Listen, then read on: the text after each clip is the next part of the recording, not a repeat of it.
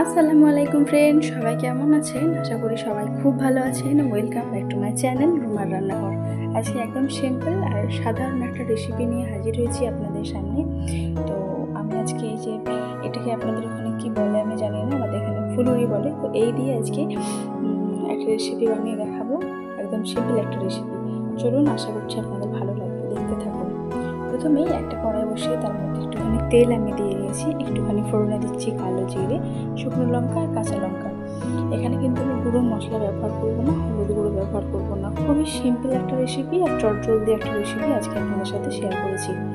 আর ওই শুকনো লঙ্কা কাঁচা লঙ্কার কালো জিরে থেকে সুন্দর একটা স্মেল ছাড়লে এখানে নিয়ে নিয়েছি আলু, এরকম পাতলা পাতলা করে কেটে নিয়েছি, আর পেঁয়াজও স্লাইস করে কেটে নিয়ে একটুখানি ভেজে নেব। হলুদ লঙ্কা গুঁড়ো যেহেতু ব্যবহার করিনি, তাই আলু আর পেঁয়াজটাকে হালকা একটু করে ভেজে নেব, যাতে করে কালারটা সুন্দর আসে। দিয়ে দিলাম স্বাদ মতো নুন। এবারে এখানে আমি কিছুটা পরিমাণে পোস্ত নিয়ে নিয়েছি, 25 গ্রামের মতো পোস্ত নিয়ে নিয়েছি। এখানে এই পোস্তটাকে একটুখানি শুকনো আগে ঘুরিয়ে নেব, তারপরে আমি পানি দিয়ে ঘুরিয়ে নেব।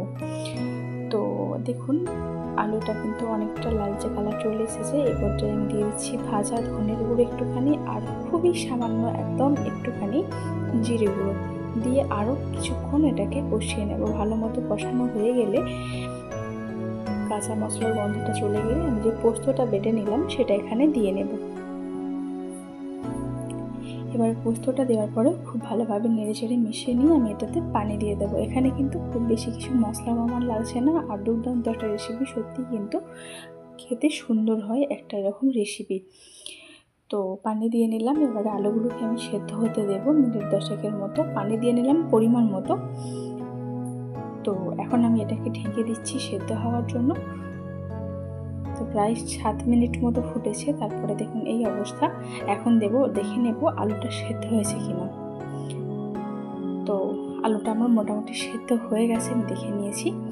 তো এখানে যে ফুলুরি আমি নিয়েছি, এখানে 4টে মতো নিয়েছি, অর্ধেক করে দিচ্ছি। আপনারা চাইলে কিন্তু এগুলো গোটাও দিয়ে নিতে পারেন, সেক্ষেত্রে কিন্তু ভেতরে যে গ্রেভির মজাটা সেটা কিন্তু ঢুকবে না, তো ভালো লাগবে না। তো আমি অর্ধেক করেই দিলাম।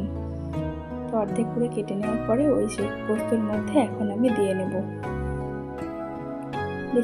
বেশিক্ষণ কিন্তু ফোটানো চলবে না, তাহলে কিন্তু ঘেঁটে যাবে এই ফুলুরিগুলো। তো দেখুন এই পর্যায়ে কিন্তু অনেকটাই পানি আছে, এর মধ্যে গ্রেভি আছে। তো এই পর্যায়ে আমি দিয়ে নিচ্ছি।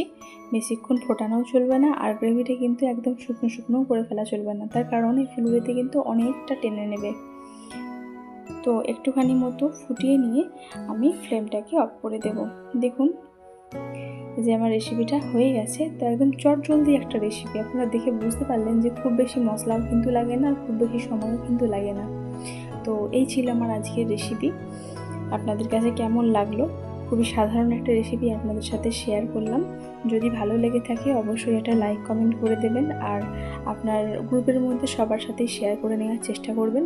দেখা হবে আপনাদের সাথে পরবর্তী নতুন একটা ভিডিও নিয়ে। আপনারা ভালো থাকবেন, সুস্থ থাকবেন, সাবধানে থাকবেন। চ্যানেলটাকে সাবস্ক্রাইব করে নিয়ে পাশে থাকবেন।